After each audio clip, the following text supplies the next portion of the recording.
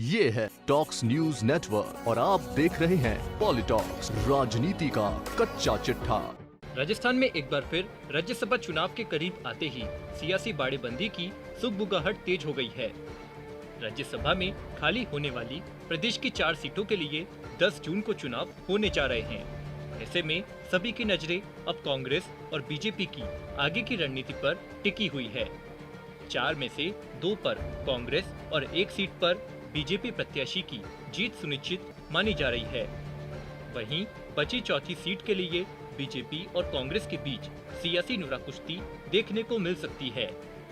बता दें, राज्यसभा की इस चौथी सीट पर जीत निर्दलीय, बीटीपी, आरएलपी और माकपा के सदस्य तय करेंगे। ऐसे में एक बार फिर प्रदेश में दोनों ही पार्टियों की तरफ से सियासी बाड़ेबंदी देखने को मिल सकती है। हालांकि कांग्रेस पार्टी जहां विधानसभा में खुद के और निर्दलीय व अन्य दलों से प्राप्त समर्थन से प्राप्त बहुमत के आधार पर 4 में से 3 सीटों पर अपनी जीत तय मान रही है, तो वहीं बीजेपी भी एक सोची समझी रणनीति के तहत 2 नामों का ऐलान कर सकती है। आपको बता दें, राज्यसभा के लिए 24 मई से नामांकन की प्रक्रिया शुरू होने वाली है, जो कि 30 मई तक चलेगी।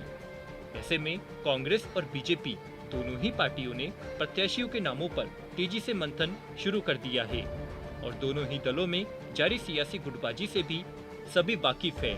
आपको बता दे देश के 15 राज्यों में खाली होने जा रही राज्यसभा की 57 सीटों का चुनावी रण मंगलवार यानी 24 मई से नामांकन प्रक्रिया शुरू होने के साथ ही शुरू हो जाएगा।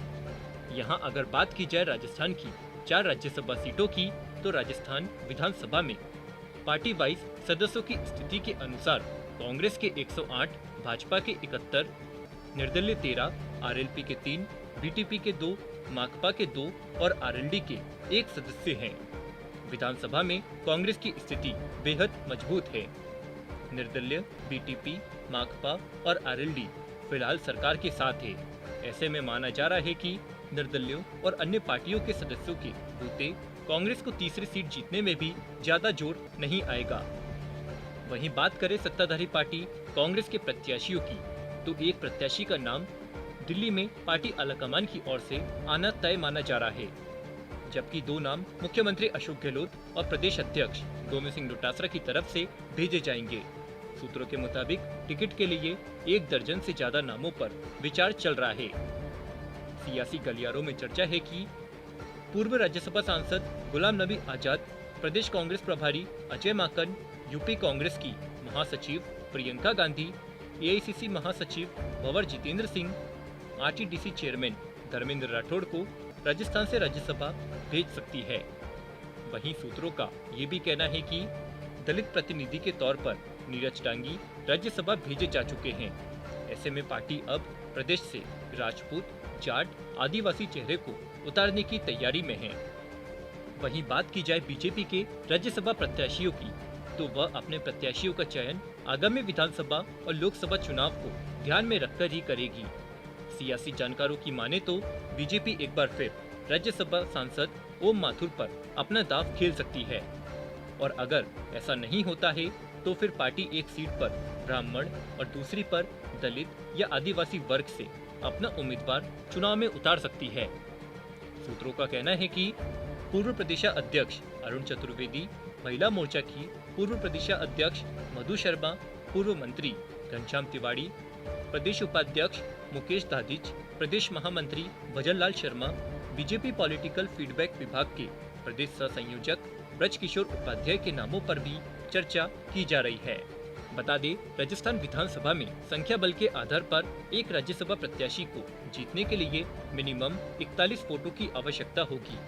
ऐसे में कांग्रेस अगर अपने 3 प्रत्याशी मैदान में उतारती है तो 41, 41, 41 यानी पहली वरीयता के कुल 123 वोट कांग्रेस को चाहिए, जबकि बीजेपी यदि 2 प्रत्याशी खड़े करेगी तो उन्हें जीतने के लिए 41, 41 यानी 82 वोट पहली वरीयता के लिए चाहिए।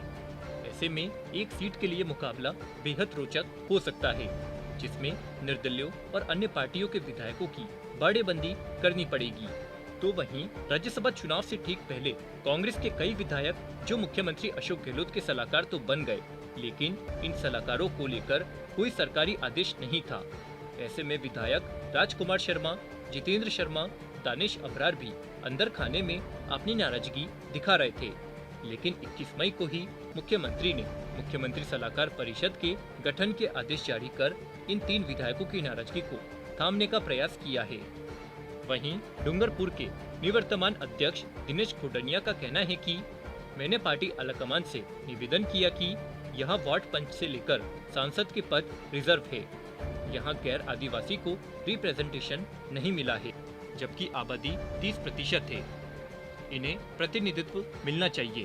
तो CWC सदस्य रघुवीर मीणा ने कहा कि आदिवासी और गैर आदिवासी मुद्दा है। यहाँ 40 साल से कोई आदिवासी राज्यसभा नहीं पहुंचा है।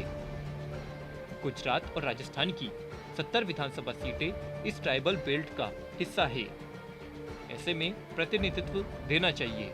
वहीं राजस्थान विधानसभा में सरकार को समर्थन दे रही BTP की भी प्रतिक्रिया इस मामले में सामने आई। डूंगरपुर विधायक राजकुमार रोत ने कहा कि हमारी प्राथमिकता यही है कि यहाँ से किसी आदिवासी को प्रतिनिधित्व मिले। पॉलिटॉक्स ब्यूरो, जयपुर।